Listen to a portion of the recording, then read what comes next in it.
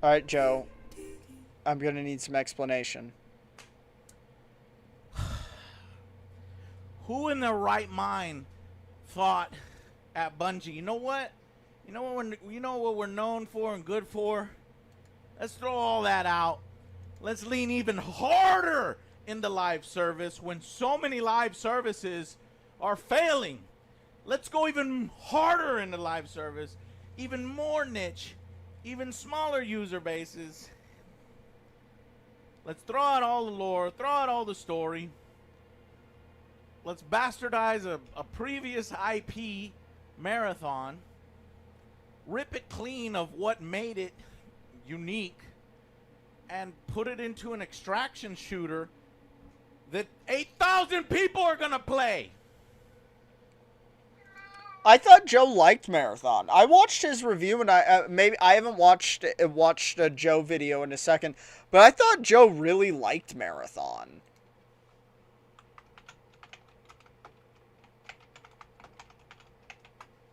Is Marathon like dead already? Is that what's going on?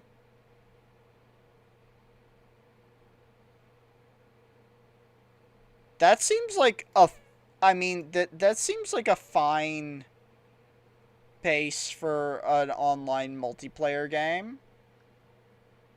Yeah, this seems, I mean, it's okay. It's definitely not maintaining peak. It is niche, but like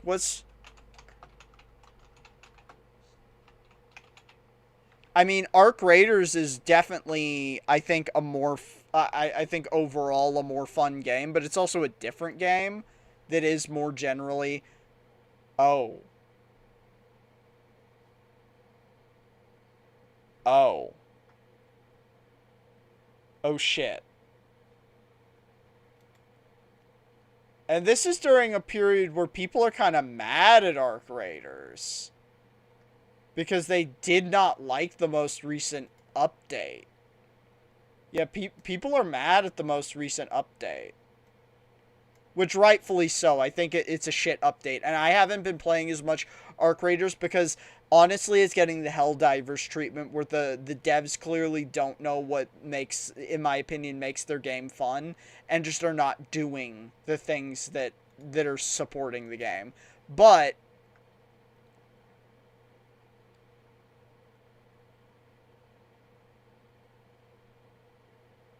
the game still is really big. Okay, I guess. Okay, Marathon. Wild how, like, I think it's fine for a game to be niche, but a game can't be big budget and niche.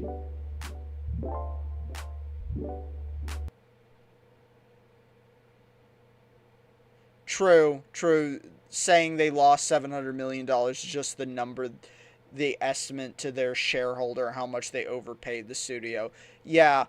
So I was kind of interested in this, and I was immediately like, I mean, okay, they've got 11,000 active players right now. Is that really so bad? And then I was like, let's compare it to Ark, who is supposedly their competitor in the space. But Ark has like 80,000 live viewers right now, and Ark is in a people are mad state right now because the most recent patch was bad.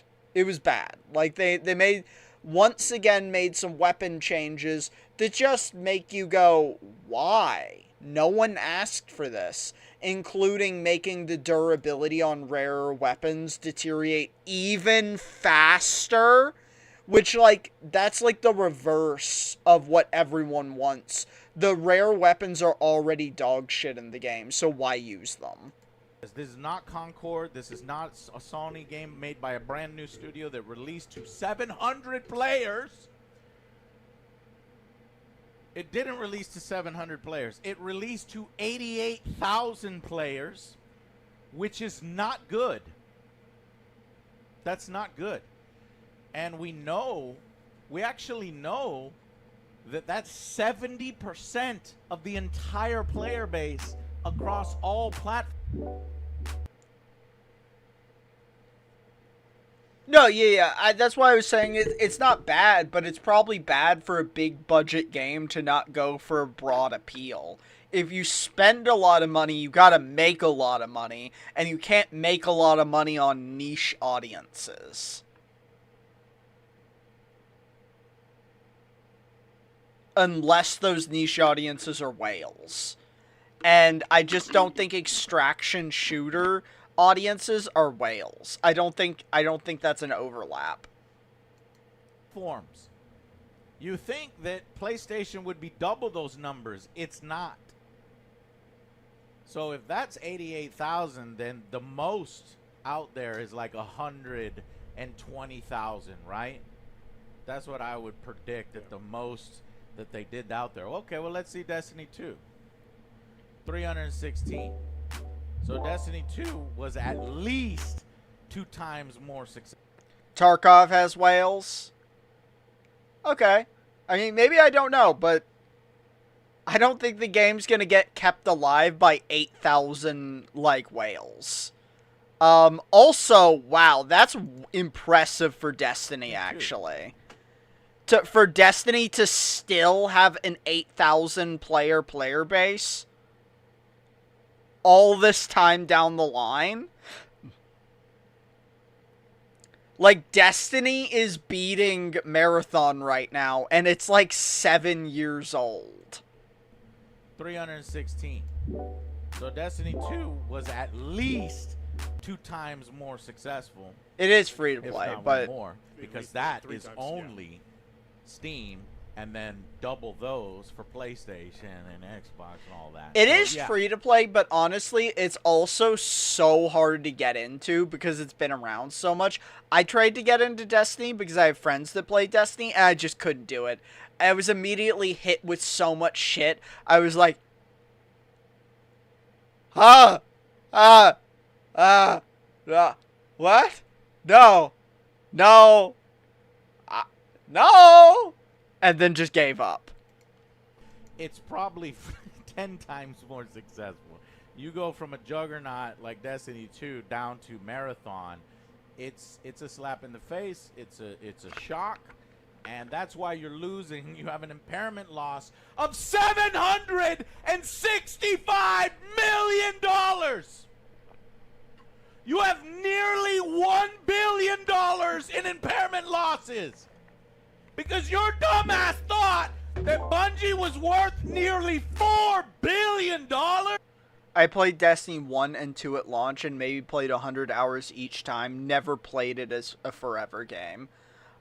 It was never a game that really appealed to me, and I only ever looked at playing it because I had friends that wanted to play it years later. Maybe in the fucking Halo heyday, but not the winding down of the Destiny heyday. What is, man, you, woo.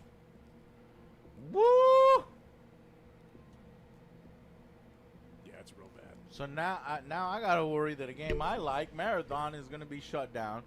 Like I said, they Okay, so he does like it. He does like it. That's what I thought. I was pretty sure he liked the game.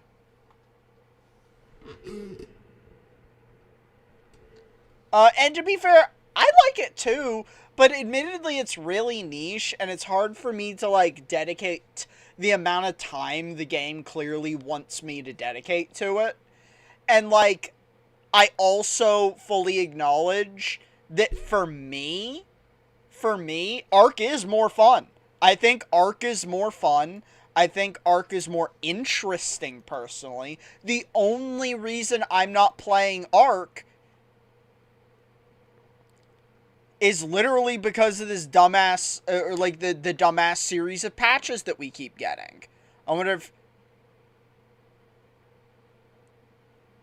this shit.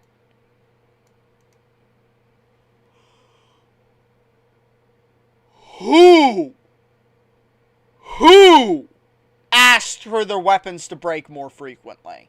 You can already break a brand new gun in one run. You can already break a gun in one run.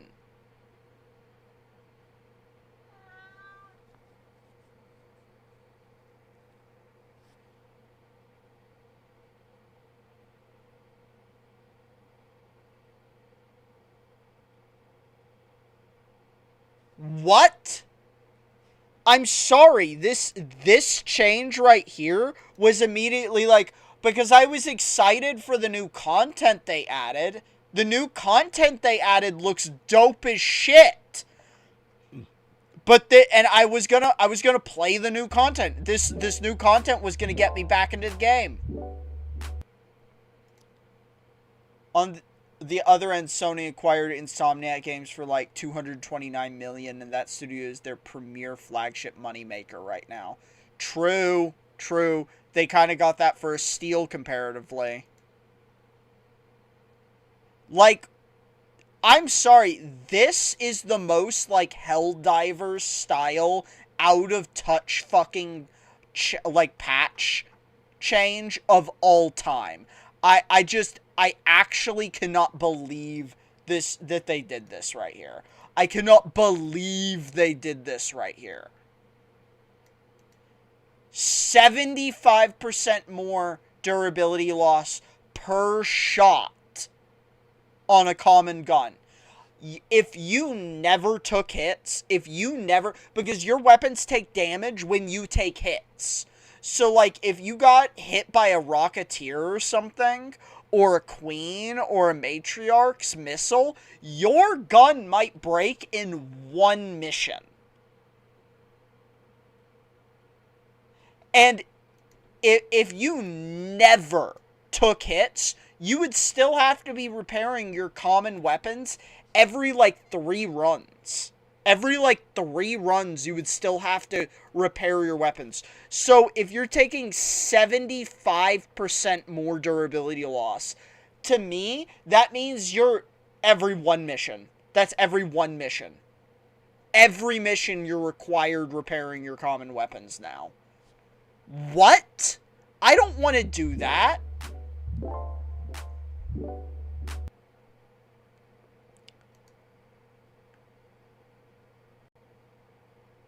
But, okay, you get them for free, but you don't get upgraded weapons for free. So if you have an upgraded weapon, yes, it might be cheap to repair, but it's more, for me, it's less about the cost of repair, because common weapons are so cheap to repair, you could pretty much keep them repaired all the time. My problem is they increased it to such a severe degree, there is no way that you are not realistically having your common weapons break during a mission. There is an incredible, there is now an incredible likelihood that your common and uncommon weapons are breaking in mission. There is a huge likelihood that your weapons are breaking in mission. Starting at full. And that's unacceptable. That's unacceptable to me. And they heard that we're mad about high tier weapons, but look at this. They reduced the durability loss per shot by 5%?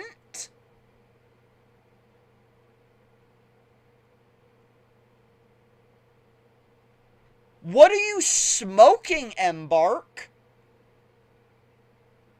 That's crazy. That doesn't fix the This doesn't fix the problem on the high end. This does not fix the problem on the high end.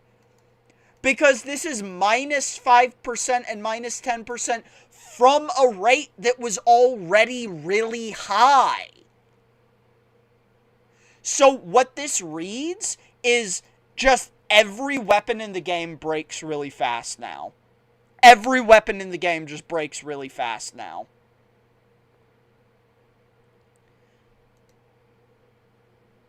Like, for example, the Berletta, or not the Patina. The Patina would break at 100% health after, I think it was 275 bullets fired.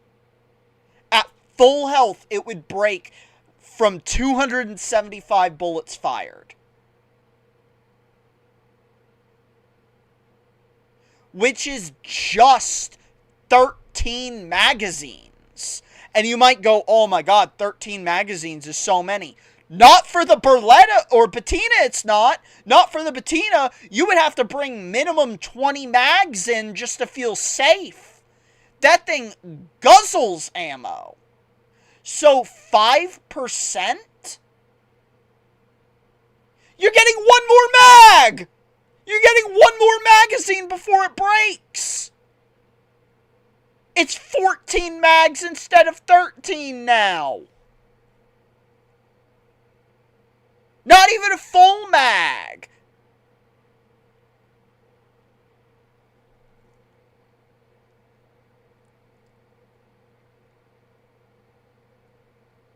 You're getting one more mag out of the lifespan of your Patina.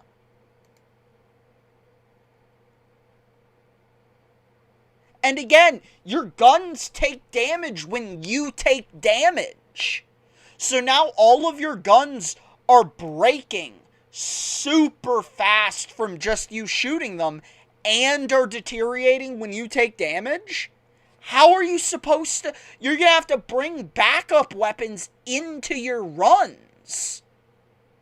We were already bringing backup shields. I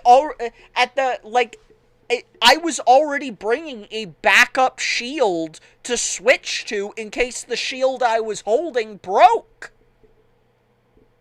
Because it was so easy. It happened so frequently. This is just insane.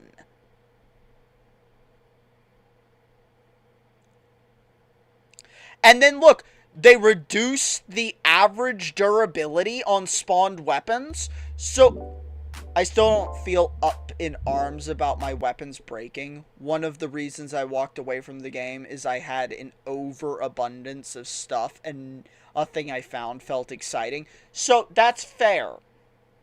There isn't really exciting loot.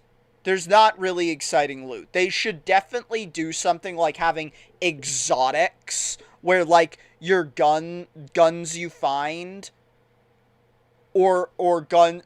I think you should probably have exotics where guns you find have exotic traits on top, like almost like Borderlands, right? Like Borderlands, like guns you find have exotic traits. So you should have common, uncommon, rare, epic, and legendary weapons, and those weapons should have, so like a common should have like 1 exotic slot, an uncommon should have 2 exotic slots, a rare should have 3 exotic slots, an epic should have 4 exotic slots, a legendary should have 5 exotic slots, and those slots should be like not all of them have to be filled up, but you have to be able to do 2 things, in my opinion. Find exotics that you can slot into your weapon, and find weapons that already have exotics slotted into them.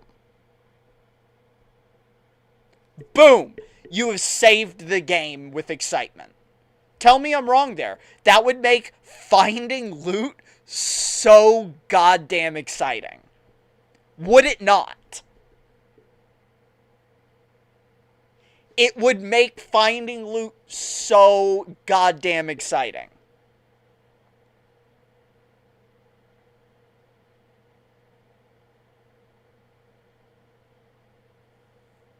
And the things you could do with exotic traits are basically unlimited. It's basically unlimited what you could do.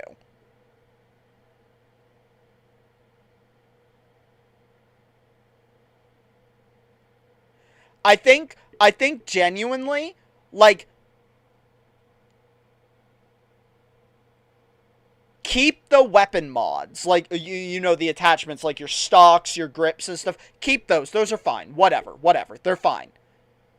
Allow us to put an incredible amount of resource into one gun, is basically what I'm saying. And make it so when you find a gun, it has It's not the same thing. Okay, I found a bobcat, whatever. Okay, I found a bobcat, whatever. Okay, I found a bobcat, whatever. Oh, I found a bobcat with, like, incinerary ammo. And a bullet splitter. So now it's firing 2 bullets per shot and catches things it shoots on fire.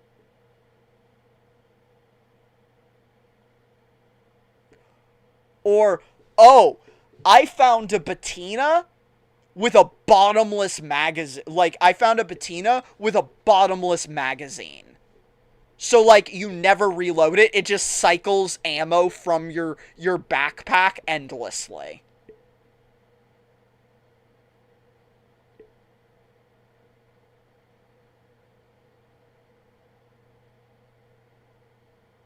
You could get nutty with it, and no one would care.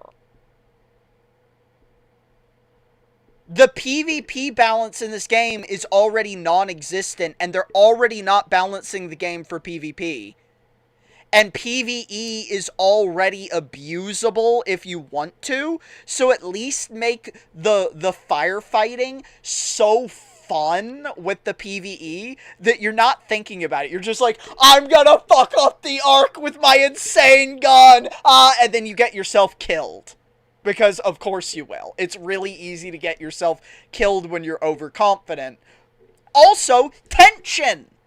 The game has, like, the game literally has no tension most of the time.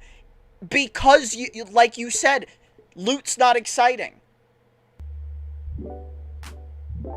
Yeah, weapon variants would go a huge way. I actually think that's a solitary change that saves the entire game from being boring. Because I'm not playing right now. The gameplay loop to me is fun even without the loot. Like, I don't need the loot to have fun.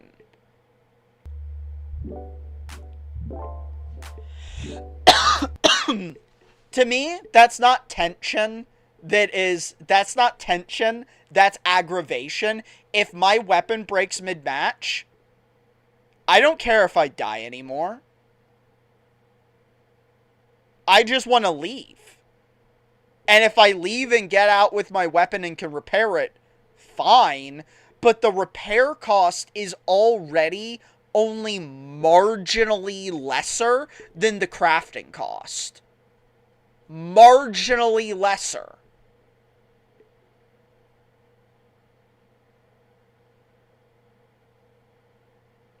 And you don't get 100% repair off of a repair.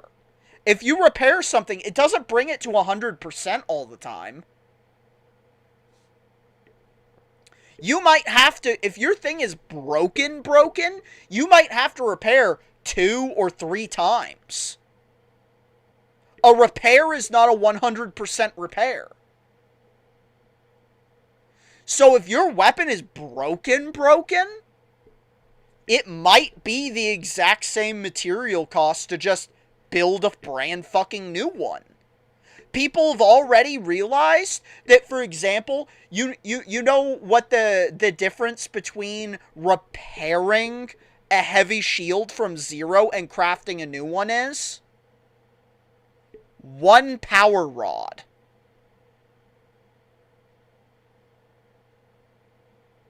So if you recycle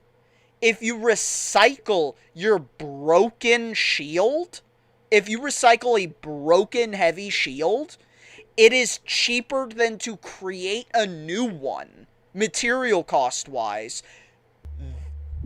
I think the repair function in the game is redundant, to be honest. Yeah, I mean, that's what I kind of mean, is like, I don't really like the durability system, because the upkeep for the weapons, as is, there's no incentive for me to even really upkeep my weapons. Unless I don't have blueprints. So, a repair function needs to either the repair function should only exist if blueprints don't exist.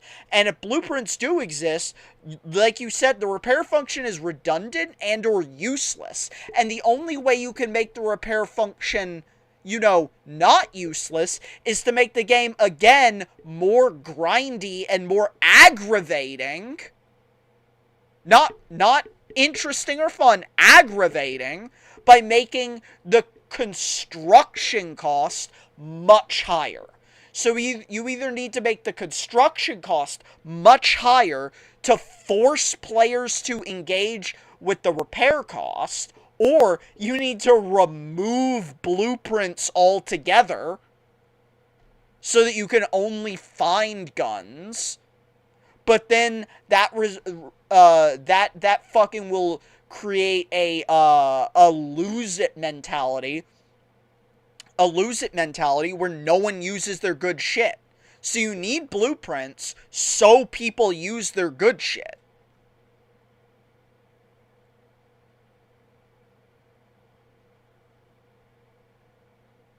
Like, this entire balance change section, it's dog shit. This entire balance change section made me so mad, and I actively have not gone back to the game because of this section. I have actively not gone back to the game because of this section. I hate this. It does nothing to address my burnout with the game. It does nothing to excite me. It just makes me go, oh wow, this doesn't look fun anymore. That's all it does. When I think, obviously, the thing the game needs is exotics. The game needs exotics. It's fucking crazy it doesn't. There are damage types in the game. There's electric damage, there's fire damage, and there's poison damage. Right there, that's 3 exotic things you could add to the damage typing of any weapon. There's also explosive. There's explosive, electric, poison, and fire. There's also penetration values. You could maybe get a gun that the exotic is, that it now uses a different penetration level. I say keep blueprints and durability, but lose repair. I like being forced to move into a different gun when one breaks.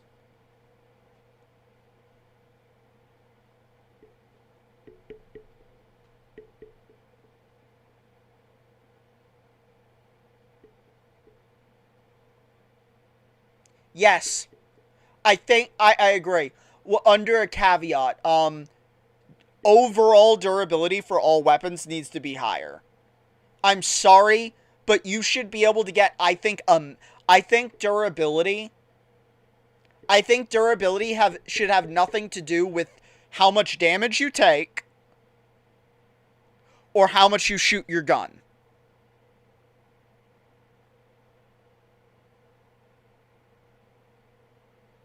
I don't think the durability should have anything to do with that. If anything,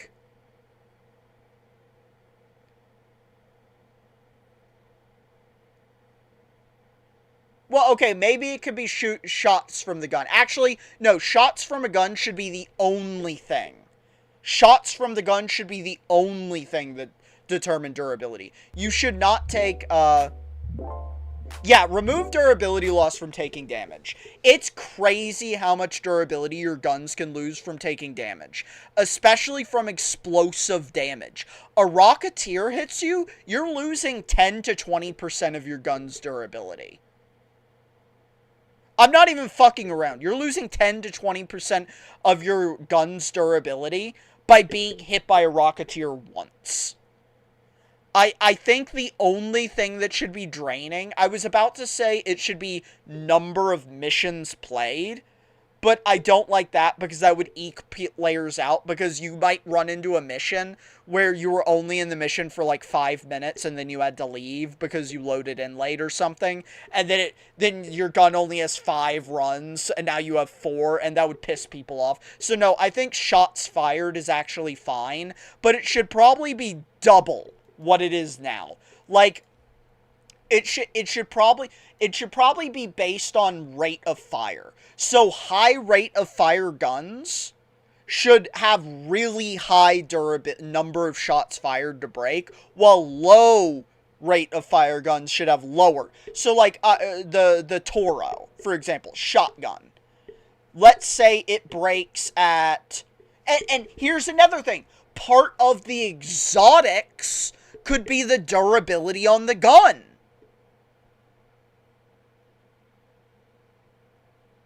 Part of the exotics could be the durability on the gun. And when your gun breaks, you should be able to scrap the gun for, you should get like some of the parts. Not all of the parts, but some of the parts. So if you have like a legendary gun and it has 5 exotics on it, when it breaks, you shouldn't get all 5 exotics back. You shouldn't get all 5 exotics back. But you should get some of them. Like, you should randomly get some percentage of them. And that could be another part of the exotics. Like, different guns, they could list how many of the exotics you're going to get back when it breaks. Like, if it breaks in your inventory. So that you could slot those in, so you could get some of them back. So, like, you might get a legendary, and it's only going to give you 1 exotic back. So then, maybe you use that gun with 5 exotics, but until it breaks, and you're only going to get 1 of those exotics to slot back for you to slot into something else. Or, you could scrap it right then and there and get all of the exotics. It lets you, it adds some, like, I don't know, some choice variability, some risk variability. Or maybe not all 5. Like, maybe you have, like, different ways you can scrap guns that give you different numbers of your exotics. Like, maybe you have to get some other component out in the wild that you use in a recipe to scrap.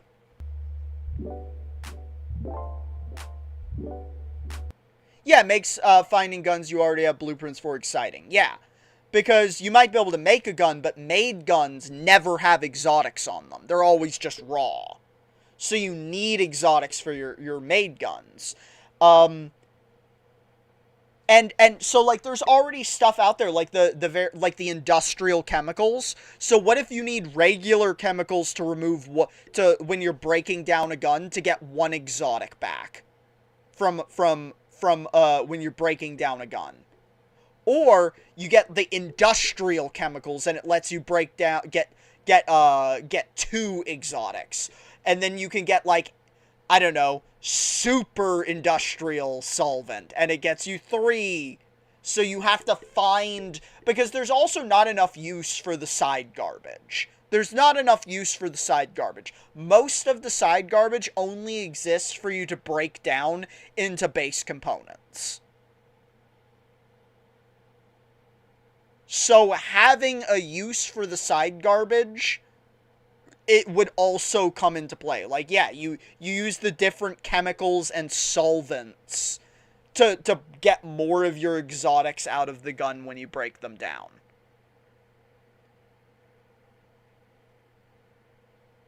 And also, so that you can't just break a gun down right before it's gonna break, add, like, a success chance. Like, there's a success chance that's directly correlated to the durability of the weapon when you break it.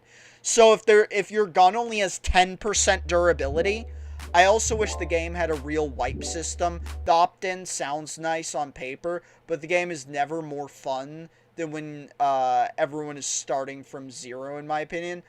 I disagree because, like, I hard disagree for this game. For Marathon, I would say yes. For a game like Marathon, 100% you're correct.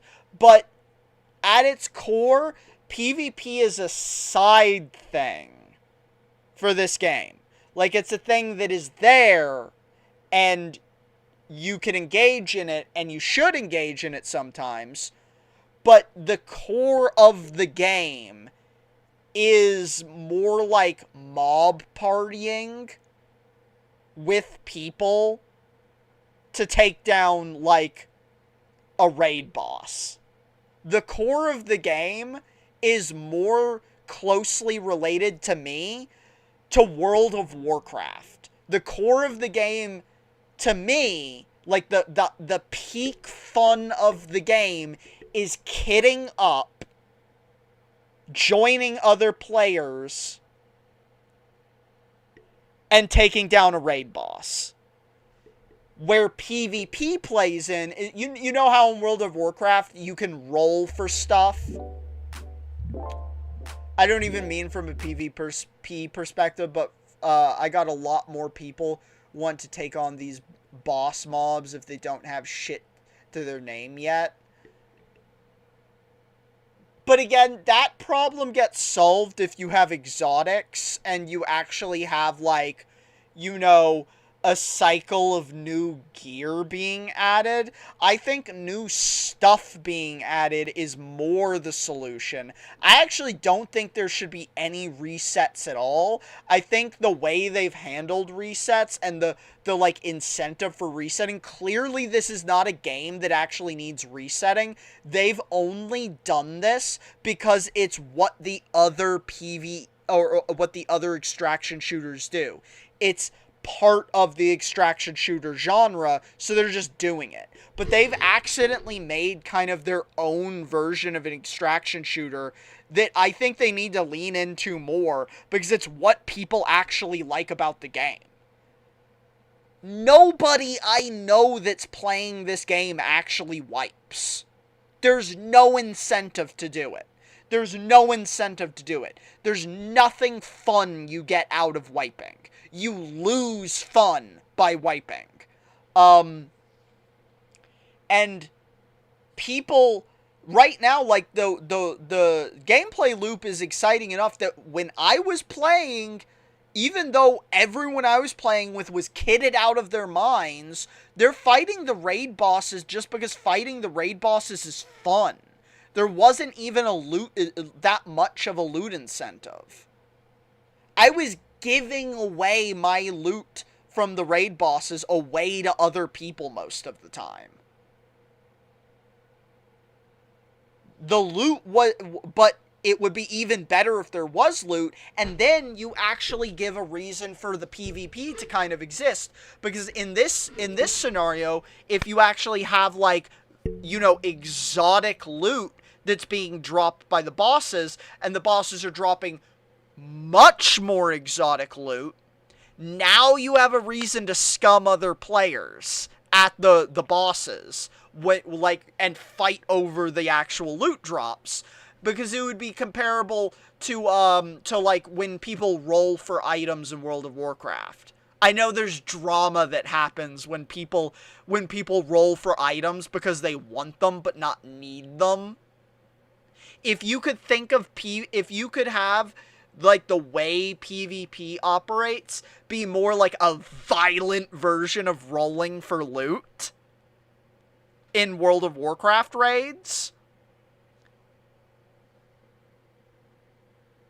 I'm just saying, I think people would, one, engage with that more, and two, have high and low moments from it more.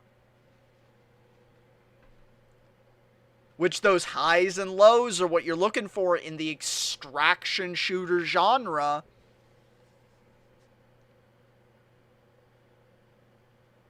And I know in, like, World of Warcraft, if you wipe on a raid, you don't lose everything outside of hardcore worlds. But you still lose some stuff. Like, you still, there's still high-end consumables that you had to grind to get. And if you use them in that raid and then fail that raid, you're still out the time that you took to grind for those high-end consumables. So, I'm just saying, don't think about Arc Raiders as an extraction shooter at all, because I actually don't think it is really an extraction shooter. I think it's an extraction shooter in name only, because it doesn't share the core. It doesn't share the core incentive mechanics of what are genre like defining extraction shooters. I think the game is actually World of Warcraft.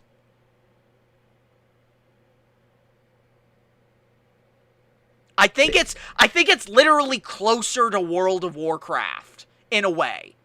It's like sitting in between an extraction shooter and World of Warcraft.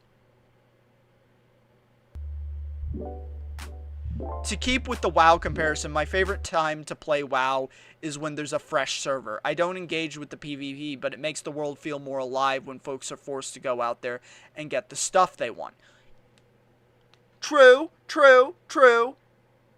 But that's why I think you just need, like, people will engage with, I would say, comparatively on that same thing, that same energy happens when there's a new expansion in WoW, too. So, I would say, add servers. I've been saying this from the very beginning. Add servers. Yeah, mostly, yeah. Add servers to the game so people can, without losing their character on one server, play a new character in a new server. And then 2, they don't have to be crazy regular, but have large updates like this one. Like, this was a large update that added a lot more enemies and added new stuff and a new map. Seasons like Diablo or Path of Exile. That's another solution. A season. Yes, you could have I'm just saying the wipe system, I agree, doesn't work, but I also don't think it should be mandatory, because this game isn't about starting from 0 and getting to X point. It's about going up forever, like in a World of Warcraft. Like, there is an end point, but that end point keeps getting farther away as the game is out. So I think the solution is, yeah, have like seasons or servers, and you have separate characters per server that you're playing on, and have scheduled regular expansions that could be tied to a season. They could be just like twice per year.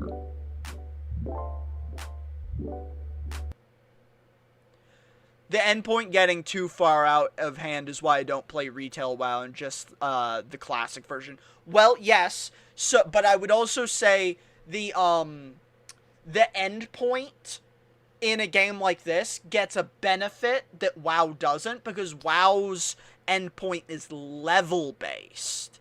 In this, you can skip forward a lot. You don't have to grind up to a certain point to get to a certain point. Your progression is not linear in a game like this. In WoW, your progression is linear to a degree. You might be able to, like, EXP farm or something to, like, maybe, like, skip over something. But for the most part, your progression in a game like WoW is linear. Your progression in a game like Arc Raiders is not linear. And that's part of what's exciting. Modern WoW's real endpoint is more loot-based. Getting max level is really when the game starts in retail. Well, that's why I mean, like, in this, you don't have that barrier. You just start with the loot shit right away. And the loot shit is, like, the endpoint might have, like, a little bit of forward progression, but then at a certain point, it plateaus out and starts having horizontal progression. Because, like, at a certain point, it doesn't matter how, it doesn't matter, like, you're not necessarily moving, like, there's a certain point where you stop moving forward and you start moving out. And that's what I mean by, like, you start, you know, coming up with builds, you start coming up with strategies, you start coming up with exotic combos, and the new seasons would be more about, like, you could add new equipment, and you should add new equipment with the new expansions or seasons, but you should mostly be adding and balancing the roster of exotics. Like, maybe, like in, when a new season starts or something, or new expansion, maybe you delete, like, you just straight up delete, or you just nerf exotics that are out of hand. Yeah, I get what you mean by linear / dynamic progression. Yeah, like, that's an advantage this game has over WoW, because, like, there is a mathematical best in slot setup in WoW for a build. Like, there is a mathematical best in slot setup. There is a correct endpoint. Like, that's just true. There is a correct endpoint in WoW. Ideally, in a game like Arc Raiders, there is not a correct endpoint. There are just more options. And more options. And your endpoint is only limited by your luck and your creativity.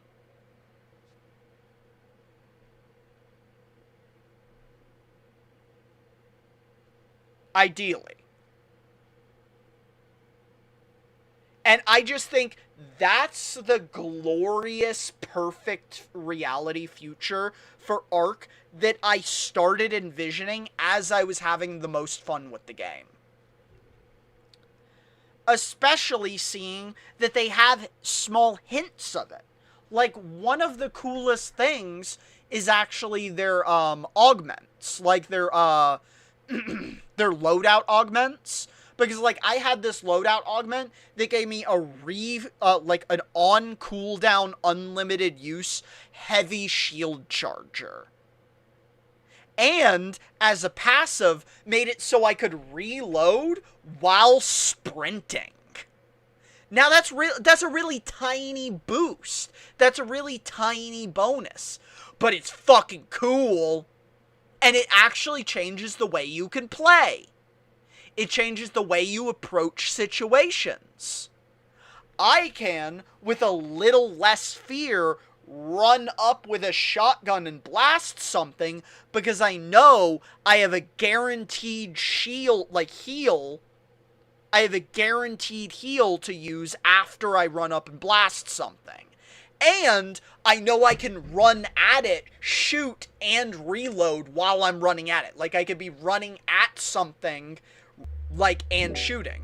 I think a season system allows them to make more sweeping changes to meta progression systems, see what works without pissing everybody off. I agree. Like, there's a lot of... I think in that, there's honestly, like... There's probably systems or, like, versions that I think I would prefer, but I think there's a lot of correct options, and the truth is they're using one of the least optimal methods right now, and there's a lot more they could be doing that would feel better. There's a lot of options, and if they chose any of them, I might go, I would have preferred this, but this improves the game greatly, so I'm not going to complain. I just, like, this is wild to me. I really do think the three things this game really needs is, number one, exotics.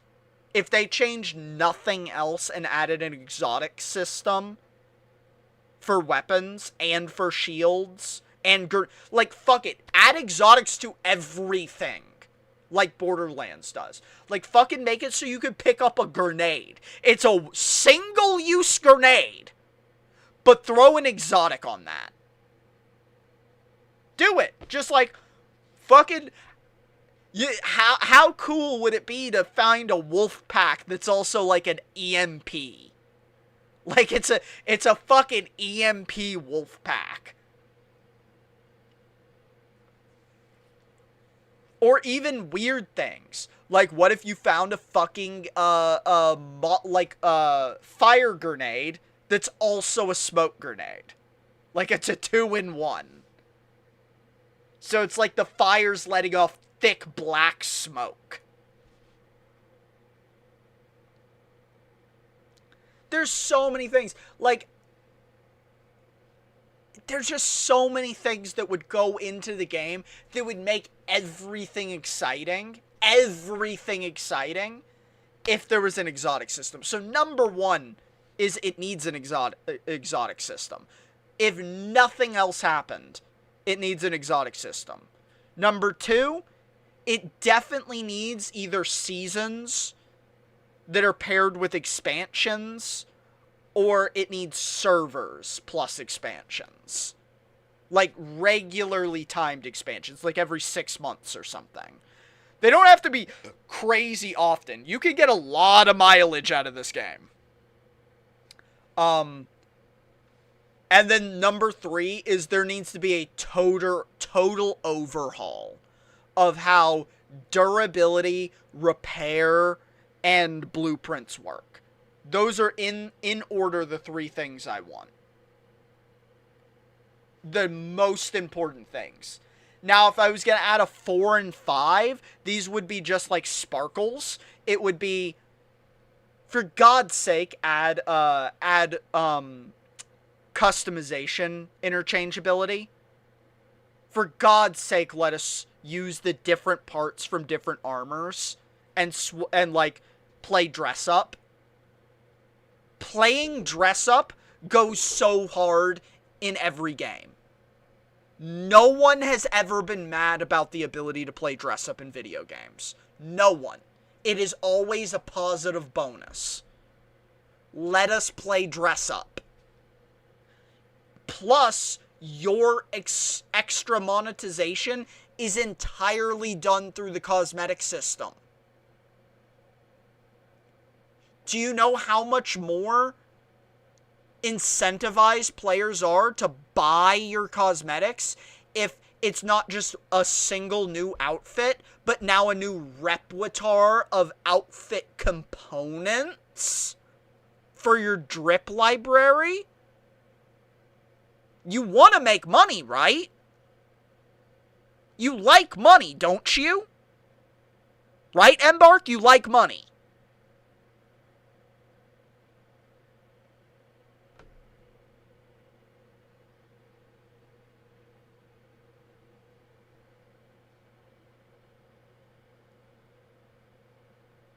And the last one, clans.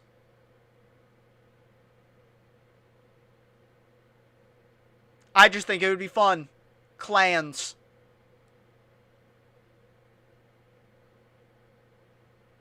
It might encourage a little more PvP. It doesn't have to have any, like, almost any mechanics. Just allow people to be in clans.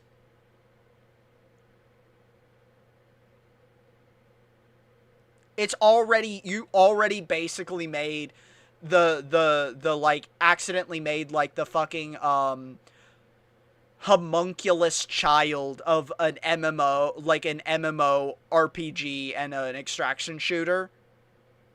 So, like, just clans. Add clans. But those last two, those are only extras. That they you don't need to add them unless you've done everything else. But they'd make people happy. That's just fun little sparkle shit that makes people happy.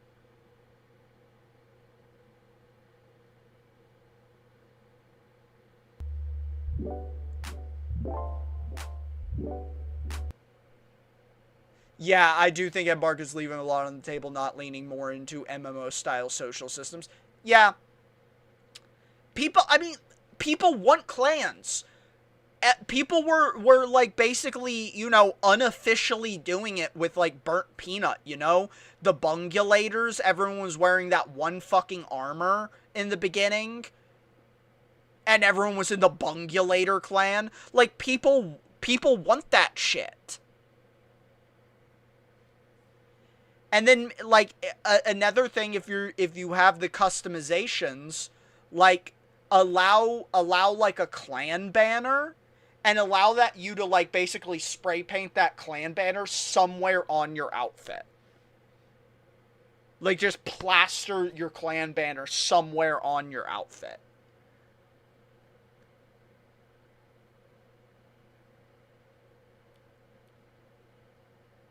They don't even have to be, like, giga customizable. It could basically be how, like, how you made symbols in the Halo games, like, that were on your Poldrion in, like, Halo, and it was always just, like, 4 things layered on top. Like, you could combo any 4 things together, layered on top of each other, and then, color them each independently.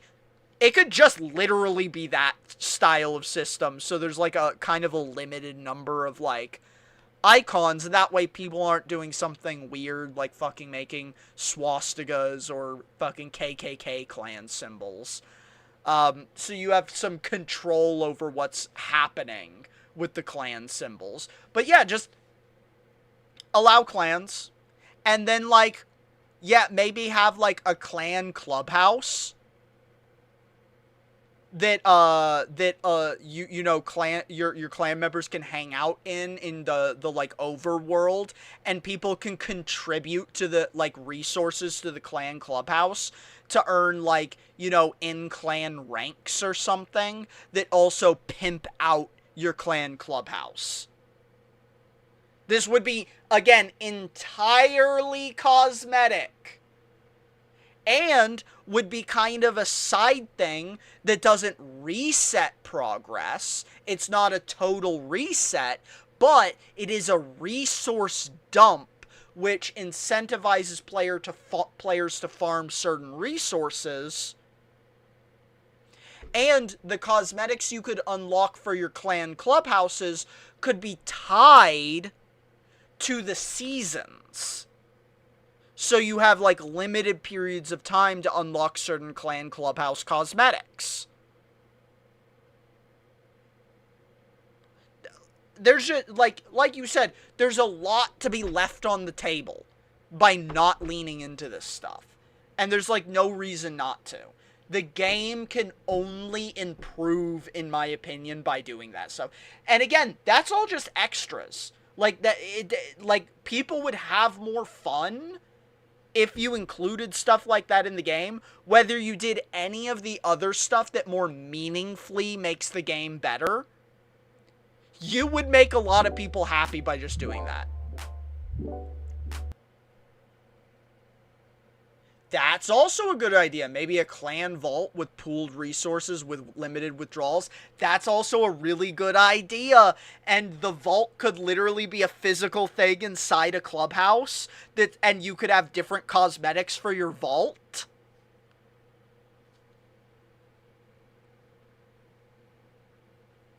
You could do so much stuff. Yeah, you could do so much stuff. Not just a pooled thing for your clan. And maybe, like, you earn clan credit, which allows you to pool from that vault.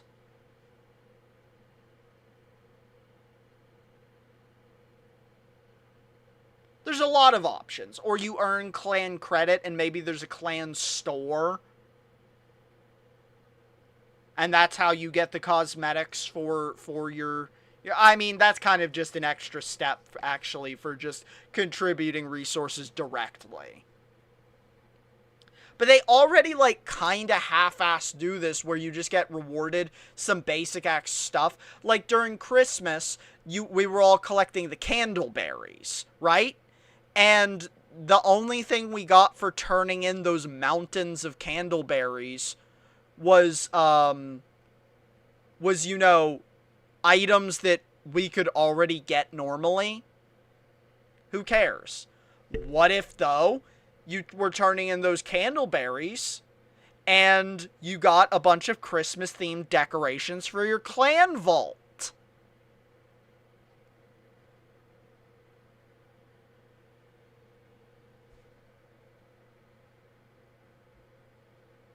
The options are literally endless.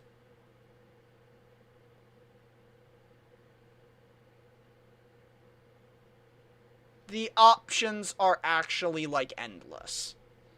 And there's basically no bad ideas with this. There's only better versions of implementation. There's basically no bad ideas, just better versions of implementation.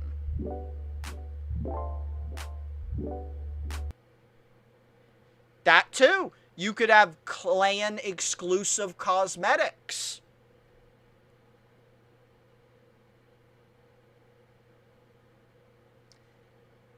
Here's another another thing that might be kind of fun. What if your clan clubhouse had a petting zoo in it?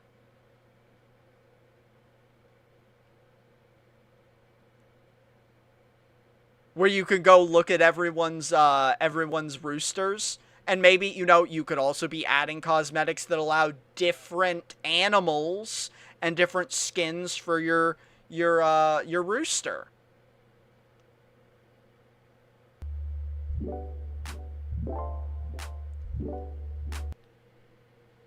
Exactly.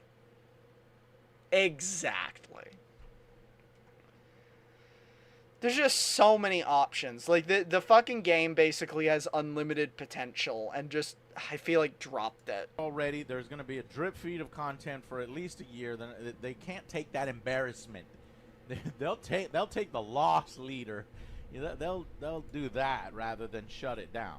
Because, I mean, they shut down Concord with 700 players. This is at least in having between, you know, 5,000 and 15,000 players playing. But this is very bad news, because I don't think in the immediate vicinity that Bungie is going to be able to turn this around.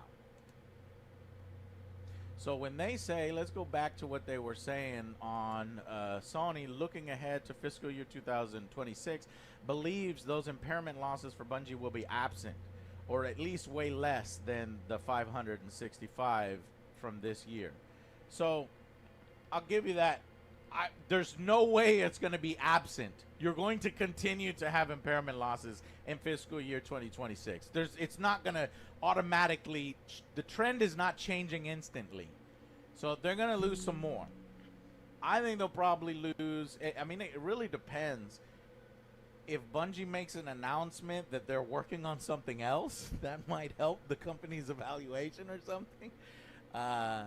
But I'm thinking at least another 250 million in impairment losses. So ultimately, by the end, I think that they're going to be, instead of this 760. My buds and I stopped playing Marathon for now because we hit a late game wall where every firefight was against folks who were better than us.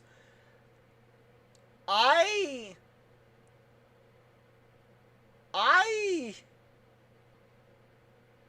kind of hit the thing where, like, fighting people, like, the gunplay is good, but to be honest, the gunplay is good, but it kind of made me just wish I was playing Halo. Like, it kind of made me just wish it was a Halo game. You know what I mean? Like, it kind of made me just wish I didn't I could just be loading into a matchmaking game and playing some kind of, like, objective-based match with teams of players with the... Like, it kind of made me wish I was just playing a hero shooter. Like, I kind of think Marathon would actually be, like, better as a hero shooter. Slash, like a hero shooter plus Halo. Like, it kind of made... each time I was playing, I was kind of like, wow, this game would be really cool if it had, like, Capture the Flag or King of the Hill.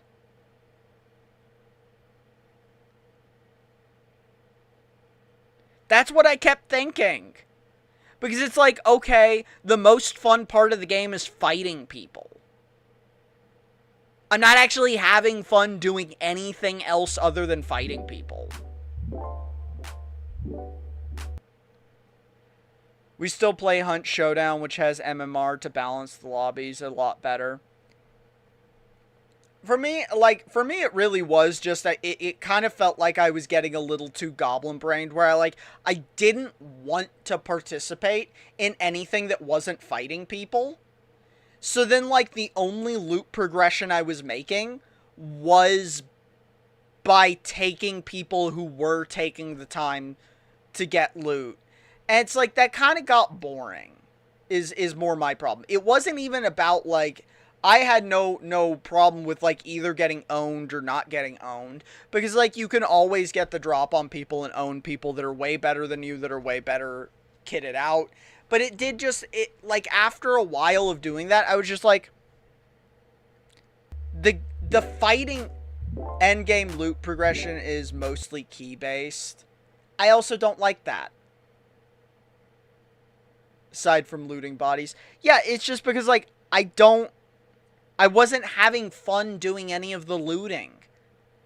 The looting's just not really fun. So I was just like, I don't care what I have. I didn't even have the intention to, like, I was just like, okay, these are all just means to fight people. And it's like, I don't really want to pay attention to the loot that I have. I'm just like, okay, I have a shotgun, cool, I'm gonna shoot people with a shotgun. Oh, I have a rifle, okay, I'm gonna shoot people with a rifle. And it just ended up being like, oh, I have to, like, read my shotgun. It would be like if I had to read a paragraph of optimization data before I used the shotgun when I picked it up in Halo. And it's just like, Marathon's gameplay loop at its, or like combat gameplay, is so good. It's so tight. It's so clean. Right? If only Halo was a good place. So, like, to be honest, I just kind of wish... I kind of wish Marathon wasn't an extraction shooter, and it was just their new version of Halo. Like, I wish it was Bungie's new Halo. And I think genuinely, if they just added a multiplayer mode to the game that was just like death matches and capture the flags and King of the Hills.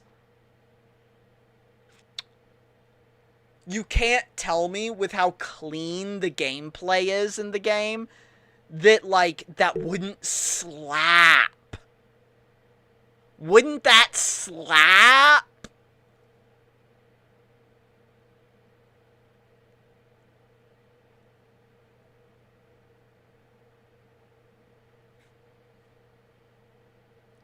Plus, with, like, how they took the time for, like, environment traversal, the game, to me, like, oh my god, the peak of the game would be, like, you remember big team battles from Halo Reach? Could you imagine? It would no doubt be more popular. It would also fucking slap. Because it's just so, like, the graphics are great. I think the game looks so good. I think, like, the peak of the game to me would be if you could have big team battle, like a big team battle type thing, where it was like, I don't know, 6v6 or something, or maybe 8v8, something like that, and you had, like, you know, two large bases with a wilderness area in between and maybe some sparse buildings or something, and the two bases on either ends are nice, complex, like multi-layered structures that have some kind of objective to take down in each other's base. Whether that be like, you know, a capture the flag or like I don't know, a fucking like objective destruction thing, or who knows? Like, there's a lot of things, but if there's just, oh my god, it would be so tight. It would be so fucking tight. It's just the only thing I want to do when I play Marathon is fight people, and there's so many steps I have to take to fight people.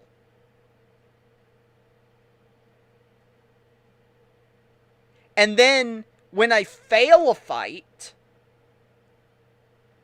there's like a lot of downtime between when I get to start up again and have another fight.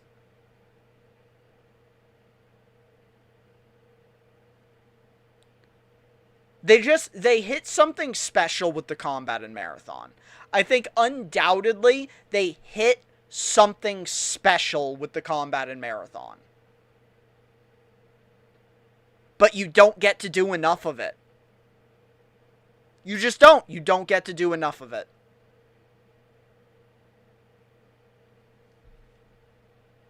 And on the other end, they did not hit something special with the itemization in the game. The itemizationing, like doing your item loadouts, is a chore. It's a chore. I don't want to do it. I don't have fun doing it. I have to like hover over a bunch of icons that look exactly the same and go, okay, what does this one do? Okay, what does this one do? Okay, what does this one do? And then go, alright, how do I want to like optimize a specific part of my build? Not fun. It's not fun. That part is not fun. The combat, oh my god, it touches me. It touches me in places. 5, we're gonna get to the billion. We're gonna get to $1 billion in impairment losses for Sony because of their boneheaded move at evaluating Bungie at $3.6 billion, and they put out Marathon.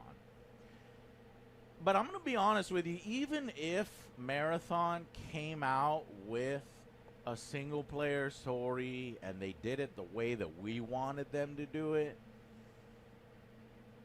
do you think it would have been as successful as Destiny and Destiny 2? I don't even think, I don't care if they have a single player story.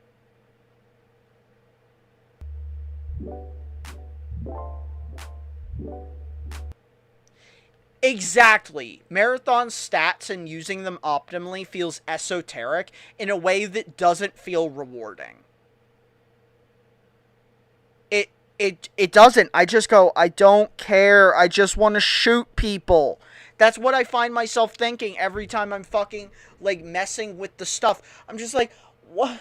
I don't fucking care. I don't care. Just give me a gun and let me shoot people. Please. I don't want to shoot people. My goopy goblin brain doesn't want to look at your spreadsheet. That too. They use like weird, like I guess it's in setting, like might make sense, but it's unclear what half the stuff even means. Or what it does. Yeah, you're 100% right. That's hard to say. Maybe, maybe not. I'm thinking if they use the art style, this wacky art style, maybe not. But, what I'm saying is, in any instance, they made this mistake a long time ago with the evaluation of Bungie regardless of Marathon's relative failure and flop. So it was already going to be millions and millions and millions of dollars, $500,000 or more, that they fucked up with. So you done fucked it up. We got it officially now. Here it is. Here's everything. You can look at it yourself. The losses, operating income, how well they're doing in music, pictures. They're selling pictures. NFTs, no. Morbius. Yeah. Morbius pictures. So check it out for yourself, guys. When we get the full numbers based on like the first full quarter of Marathon coming out, I think it's going to be, that's when things are actually, this was a big first step for them. But if they only made $55 million on a $250 million game, then I think Sony's going to be changing what they say. $250 million to make. That's the budget for Marathon, which shocked us. Yeah. And there's no way they made that much. 55. If they made 55 million.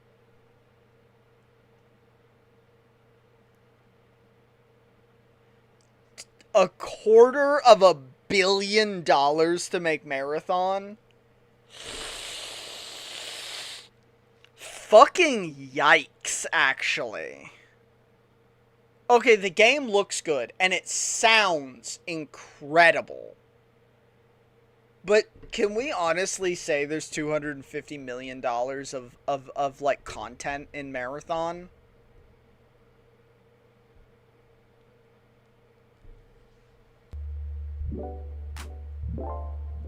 They are expensive as fuck, but you made a game that has no campaign, which means like no major, like you're there's so much, like I making a campaign is basically making a movie. So when you have a campaign made in a game and your cost was really high, I go, okay, fine. You basically made a movie.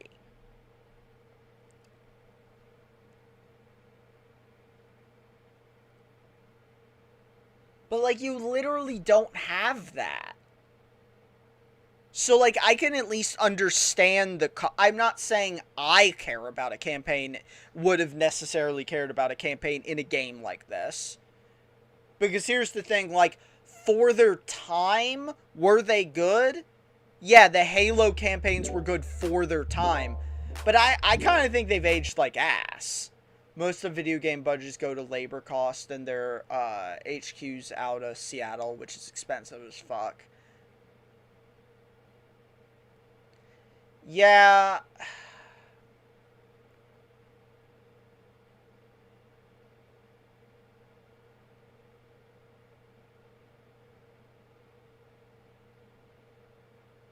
I'm trying to think about, like, how many full-time, like, salaries for how many years. Because what was Marathon worked on for, like, 5-6 years? So you've got, like, 5 or 6 years worth of salaries to pay for, I mean,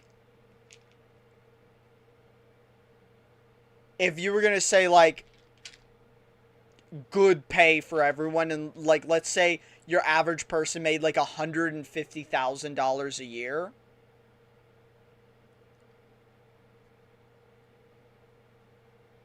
then you know, like, every 10 people is 1.5 million per year, which over like 5 or 6 years would have been like 7.5 million per 10 people in labor costs.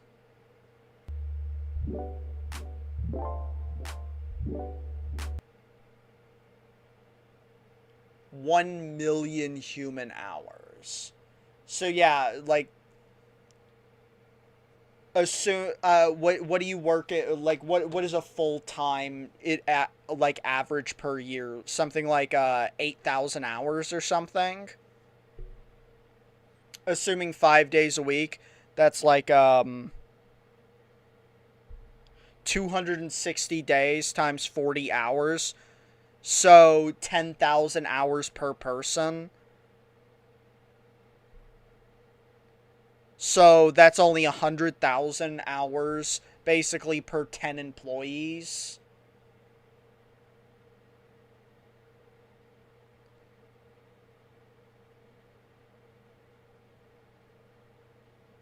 So it would take 10 or so it would take at least on that or on that kind of math, it would take at least 20, at minimum 20 employees working for 5 years full time with zero vacation. With like the only vacation you get is weekends. No vacation outside of that. You're working Christmas. You're working Thanksgiving. You're no holidays. No vacation.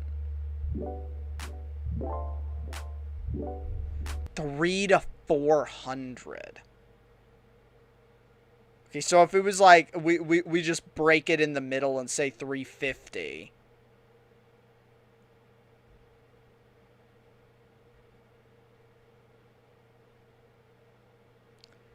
That mean, well, okay, that probably means there was a lot of bloat then.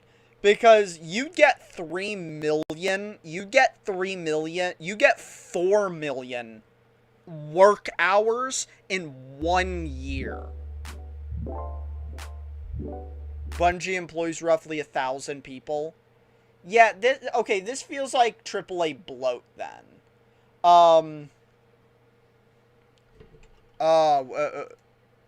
There was a great video I saw on this a while ago. Let me fucking find that shit.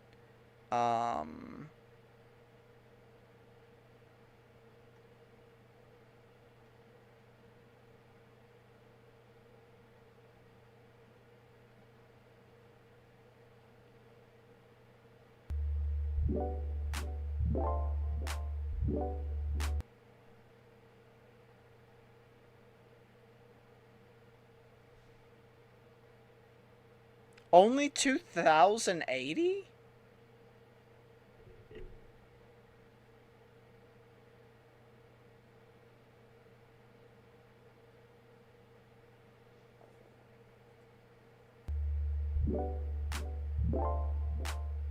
Oh, I guess I punched that in my calculator wrong.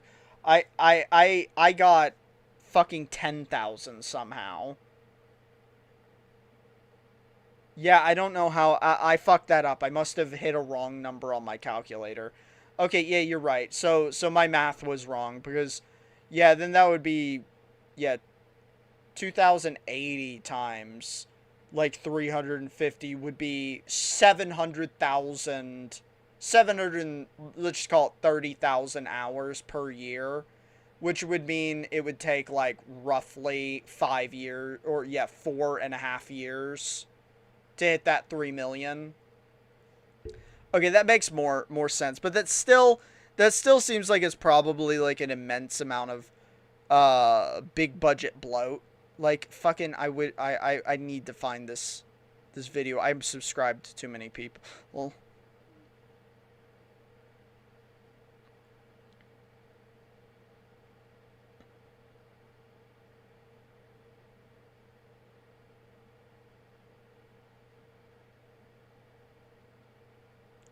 God damn it.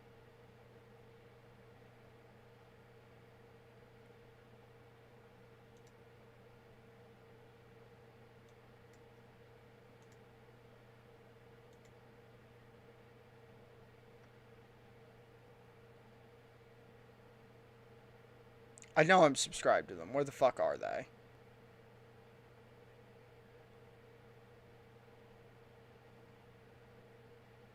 Oh, here we are. Second window. I couldn't remember the name of the channel.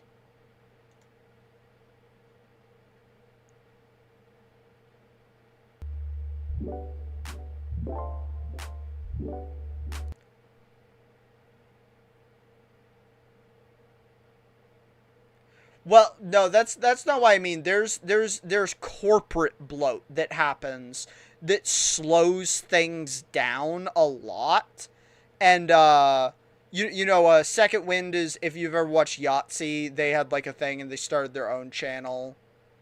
He had this really good interview. Yes, this is it. That I think illustrates the problem of AAA bloat a lot.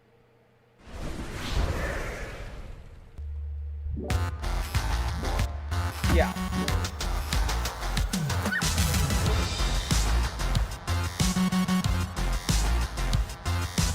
One of the questions I'm frequently asked, as an indie game developer who also reviews AAA games, is what I would create if I was given a AAA budget and development team. Well, the first thing I'd create is a new high-interest savings account, into which I would put all of the AAA budget, then I would fire the development team, and go back to making solo indie games. There was a time when the thought of making AAA games held a certain appeal, but I've come to realize that indie game dev is where I want to be, because I find it creatively fulfilling, in a way I doubt I would find working as part of a 100-person dev team, even if I was in creative control. What I love about game dev is the process of having an idea and bringing it to life in front of me like a mad god. And that's easy to do in an indie game. Plonk together a sprite, stick it in Game Maker, add some code, run the build, voila! An indistinct blobby thing that goes up and down when you press buttons. I found myself wondering the other day precisely how that works in the AAA realm of today. Just the fundamental process of coming up with an idea and seeing it realized. Now, I've only... This is a great question, because this is what I mean by, like, this is what drives the expense cost of making everything more expensive, by driving unnecessary labor hours that also drain the employees, which actually makes their work less good.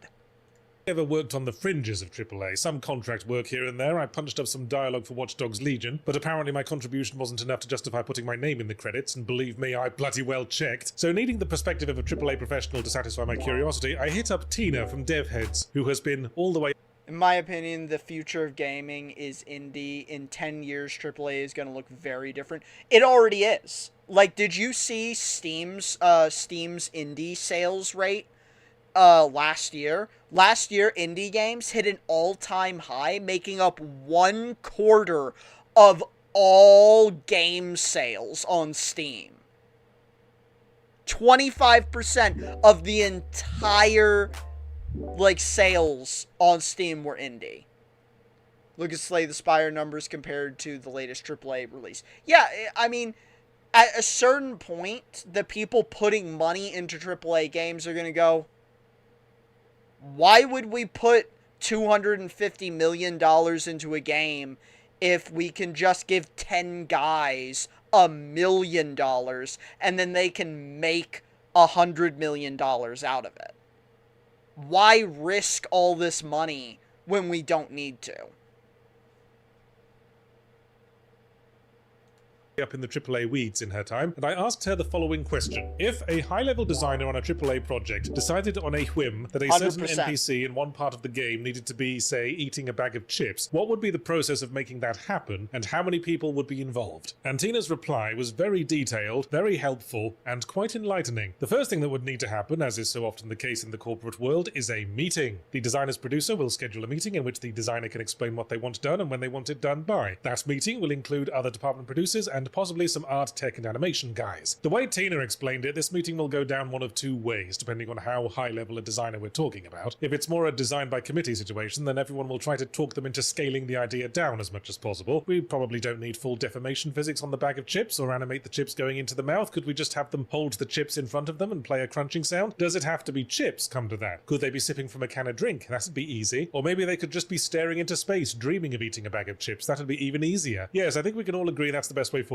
And so creative vision is once again murdered by a very earnest and civilized death of 1,000 cuts. Alternatively, if the designer has some weight to throw around, leadership may just go, all the bells and whistles fully animated exactly as described, surely it can't be that hard, get on it, chop chop. And all the art and tech guys nod and smile and go off feeling slightly nauseous. Let's assume it's the latter scenario. Assuming the game doesn't yet contain a bag of chips asset, the first job that needs doing is a piece of 2D concept art. Yet another producer will commission either an in-house or outsourced artist, and they'll draw up a nice picture of a bag of chips. chips, complete with logo and package information. That will need a rubber stamp from whoever's in charge of keeping the game's visual style consistent, and then another rubber stamp from the legal department when they've ascertained it doesn't too closely resemble an existing brand. That's best case scenario. Alternatively, somebody might say, hey, why don't we try to sell this as product placement to an actual brand? In which case, this is going to add another boatload of people to the email chain, including the brand stakeholders' own legal and marketing teams, who will want to make sure the bag is being depicted in accordance with their style guide and that the NPC eating the chips isn't a serial killer or something. And then, what if we wanted to sell the game in regions where this particular brand of chips isn't available? Now we need the global localization and legal teams on board to get a different brand deal for every part of the world. So once that's sorted out, we can finally get the art team to make a 3D bag of chips prop with some backing and forthing over how close the player's going to get to this thing, and therefore how high quality the texture needs to be. Then the 3D asset gets okayed by someone at tech before getting shunted along the conveyor belt to the animation team. Now hopefully the bag itself doesn't need to animate much, but the NPC eating the chips certainly does, and for that we're going to have to mocap. But assuming the studio already has a mocap studio set up, this might be relatively easy, certainly more so than animating by hand. This is already getting out of hand. You can see, like, this is already ridiculous. Like, if you were in an indie game and you wanted someone to eat a bag of chips, you just fucking do it. This is what I meant by AAA bloat. This happens all the time. I feel like once you think about that this is happening all the time, you can start seeing where it happened in games by feeling where too much AAA bloat happened, and anytime this happens, it makes other parts of the fucking game worse. It's also worth noting a huge majority of game time on PC is playing older titles.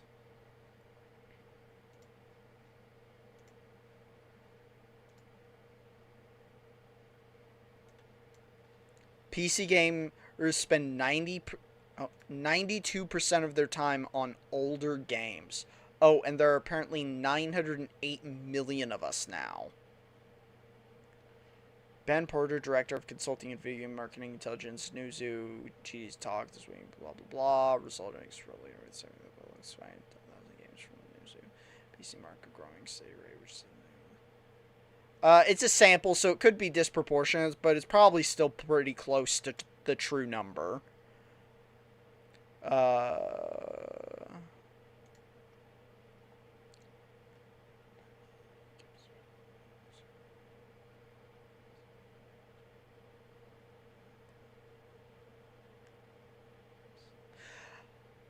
Okay, looking at this...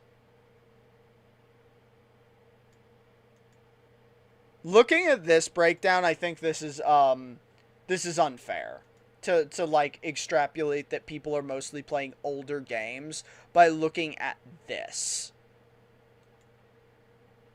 Because, with the exception of Counter-Strike, every one of these games is a constantly updating game.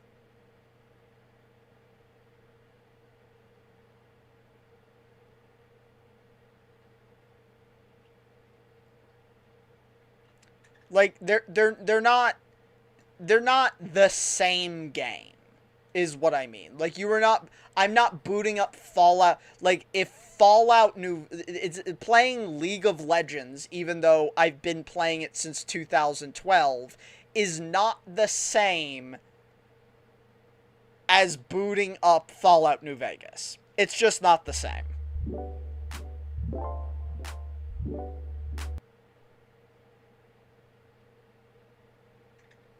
That's true.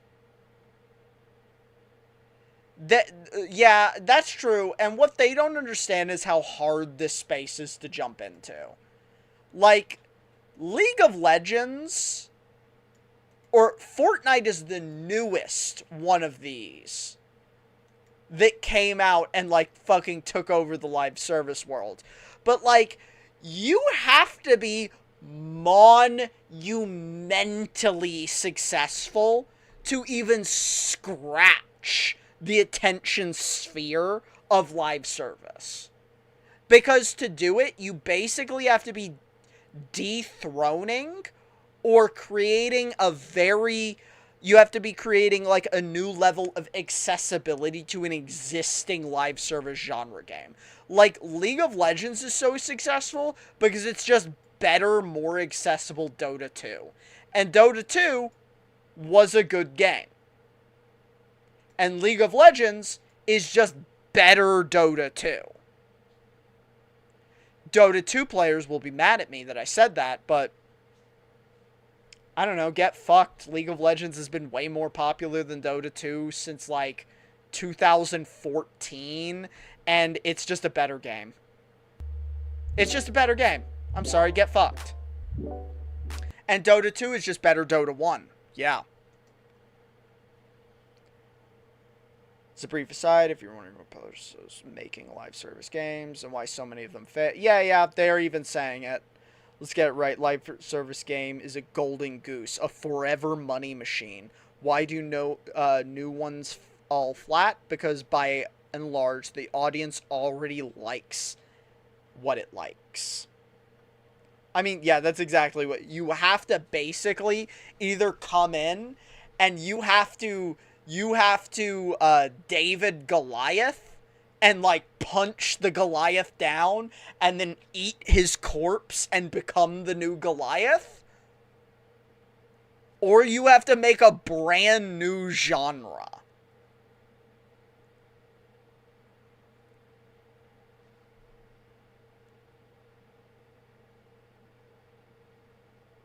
And you know what? With that consideration, we can actually, in the world of big new indie titles, Mina the Hollower got a release day for the end of this month. It's from the team who made Shovel Knight a while back.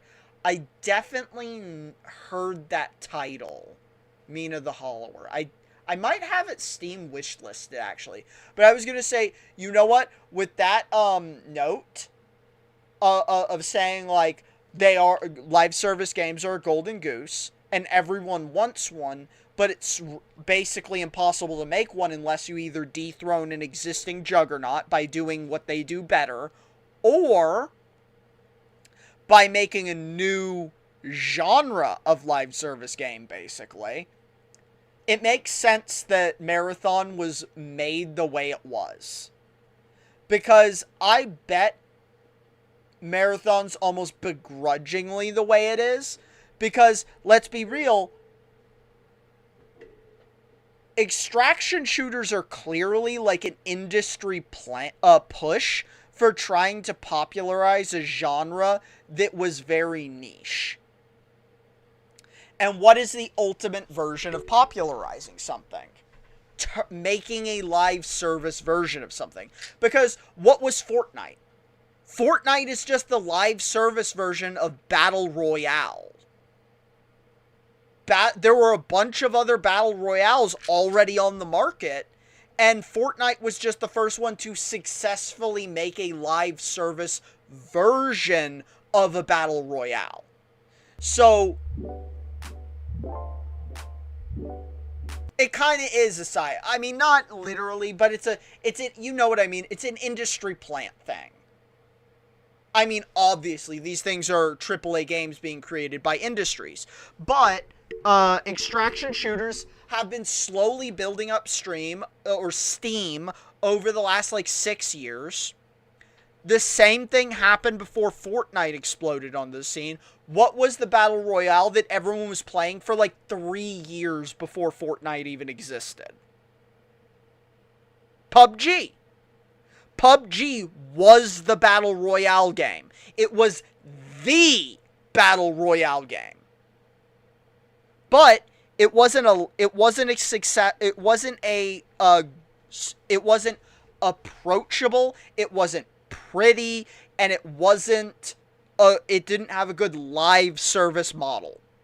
So Fortnite came along and basically cornered the market on that shit by being an actual, and Arma 3, Daisy 2 for that. Yeah, exactly. Those existed even before PUBG. DayZ is actually probably a bit of a... DayZ is a great example. Too. Yeah, this always happens when AAA, or when like there's this push to make a AAA live service game. It's never done on a genre out of the blue. It's always because there's a natural, organic growth of a genre, and then some executives go, wait, there's no live service version of this game yet. We could be them! We could be them and have the golden goose! Ah! And then they rush to do it. Ark broke the door open for making extraction shooters mainstream. It's just bad at being live service. It's very bad at being live service. So I think in a way that's why Marathon, when Ark was so successful, Marathon paused a little bit, stepped back, and delayed their release. But obviously Marathon failed. And this is, right now, Ark's genre to lose for the live service. This is Ark's genre to lose. I think the doors are still wide open for there to be an extraction shooter that is a live service game done well. But, Marathon's definitely not fucking it. It's just as bad at being a live service game as Ark Raiders is. It's just as bad. So, yeah. It makes sense that we're seeing a push on what was a growing popularity of a genre into the live service format, because we see this with every genre. Bungie knows how to be live service. Maybe Sony just needs to buy Embark and have Bungie work on Ark. Well, that's actually what's confusing too. Because the live service shit in Marathon's not good. But the live service for Destiny was good. Destiny had really good live service. So yeah, you're right. Bungie knows how to do live service, so it raises the question yet again, why is Marathon so bad at it? And I think the obvious, multipolarity answer here is, I bet you Marathon wasn't supposed to be the game that it is.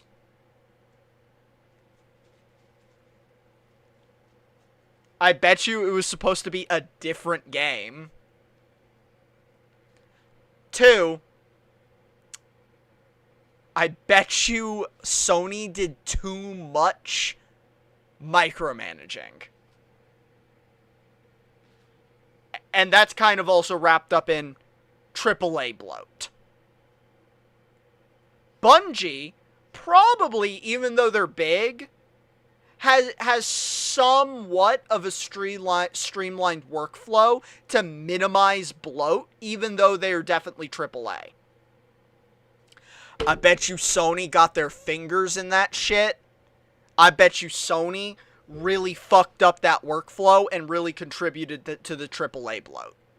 And I say this because I think Sony does it to every publisher. Or, I mean, as a publisher, they do it to every developer they work with. I'm just saying, I bet you they do. Because, Sony fucked Helldivers up, too. Granted, the developers for Helldivers also don't know what the fuck they're doing, but Sony definitely fucked it up. I think they wanted to be live service extraction shooter from the conception. I just think Sony and Bungie expected Ark numbers and not what they got. If that's true, though, that means, there had to be incredible, outcome differences between Sony and Marathon. Or, I mean, Sony and Bungie. Because, if we look at the live service that is offered by Destiny, and we look at the live service that is offered by by Marathon, they're not even comparable. Marathon does such a worse job. Marathon's cosmetics, dog shit. And if their cosmetics are dog shit, what are you live servicing? Are you going to make us pay for maps? No one will do that. Are you kidding me?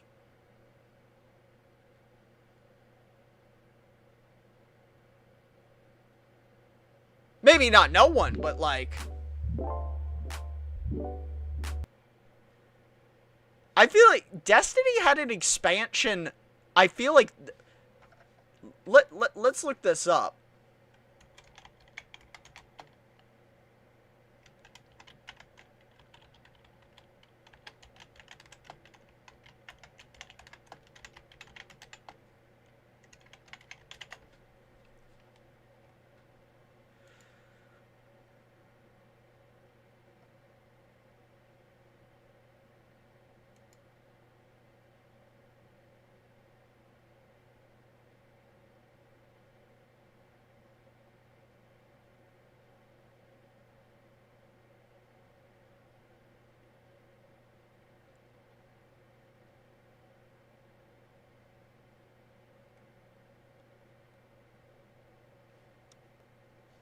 When did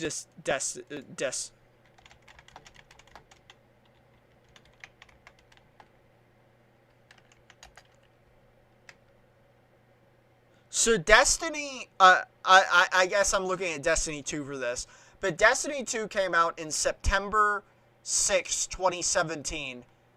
They had their first, like, expansion in December.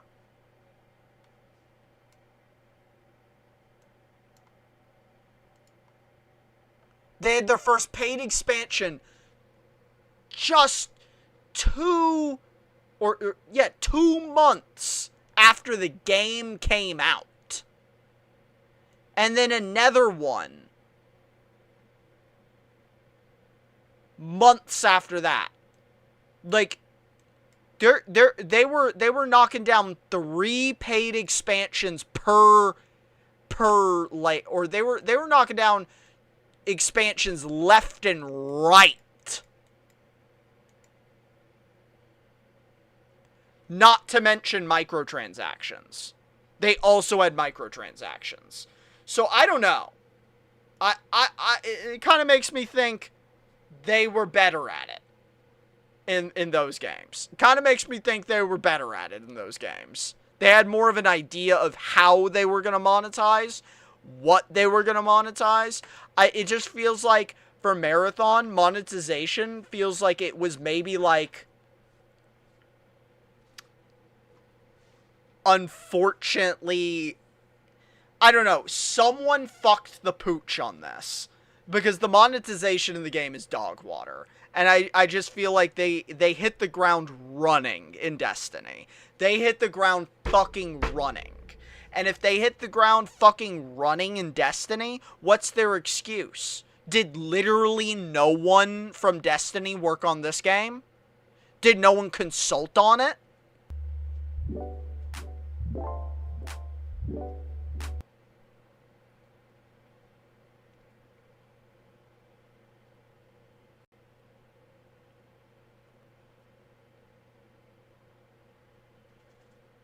I don't know if middling reviews matter much because they still got money.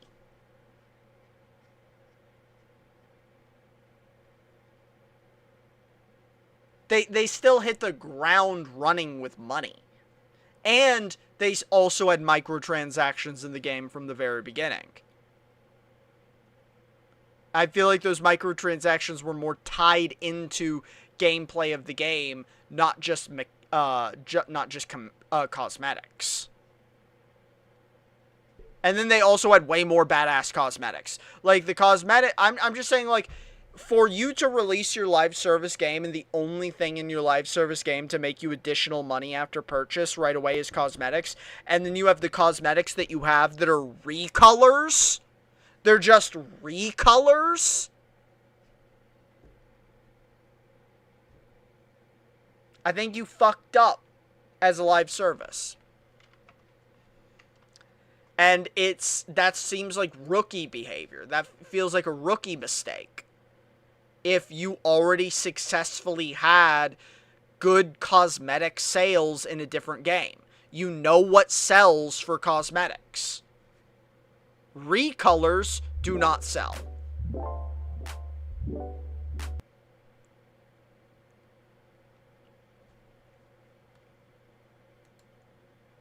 I want to show you you know they went in and revamped all the recolors in League of Legends because they say they're lame.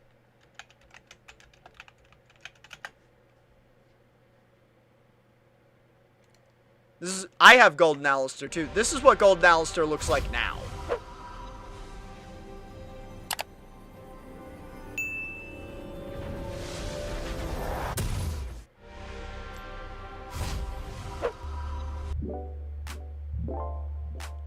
Not my Alistair.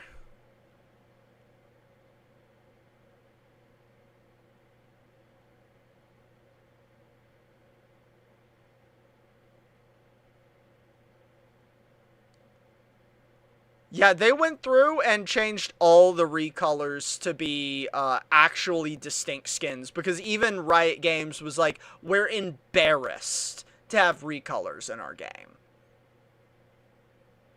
I dare say, there's probably only 1 or 2 champions that haven't been updated in the game to not have have no recolors anymore. I think it's just Shaco.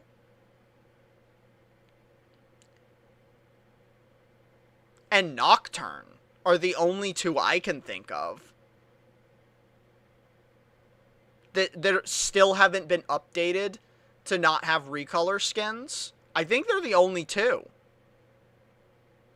And maybe you can have an argument that Nocturne skins aren't recolors because they also have unique effects.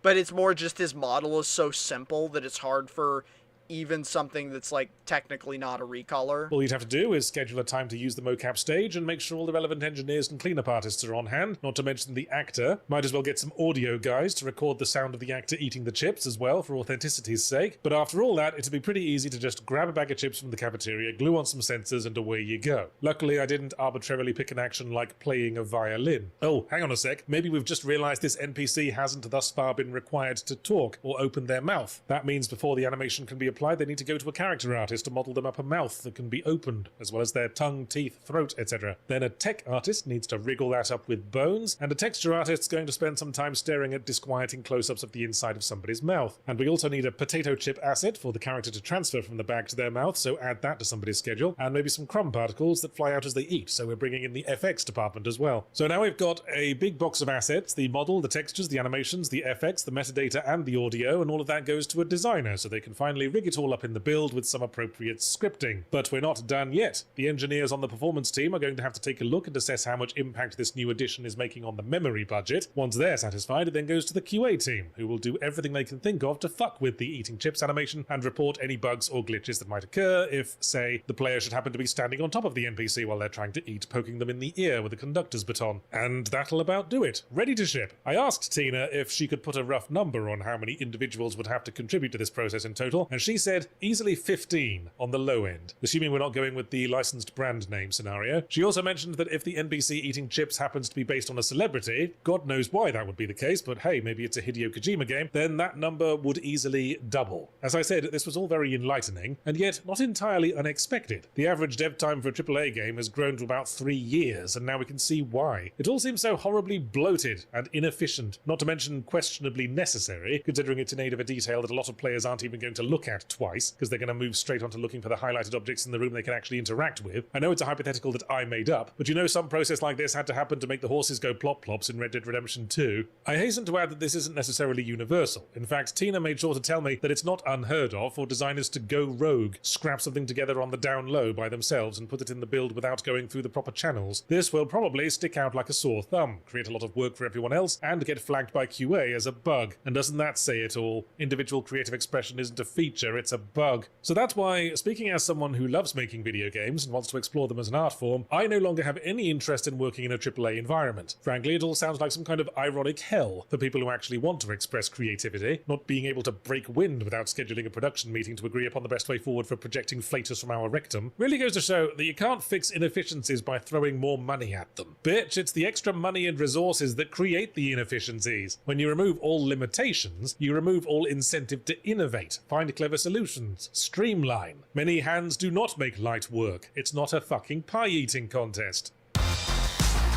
Yeah, I just thought that was on the subject of Marathon's budget and how many people worked on it.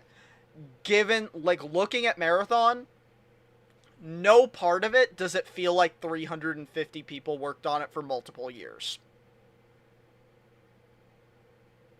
It just doesn't.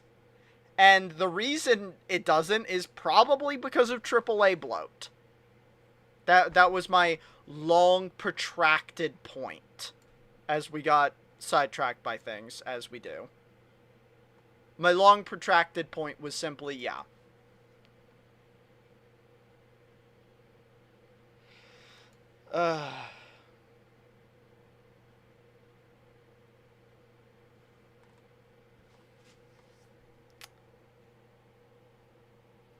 I am very, very tired, and I think we just crossed 4 hours. I had fun faffing about, but I think I'm gonna call that a day, since I guess I didn't say this. I just woke up in the middle of the night and then could not fall back asleep.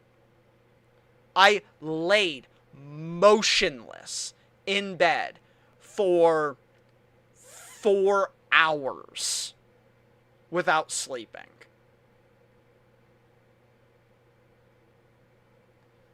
So, like, I went to bed like 11:30. I woke up like somewhere between 2 and 3 a.m. and then just never fell back asleep.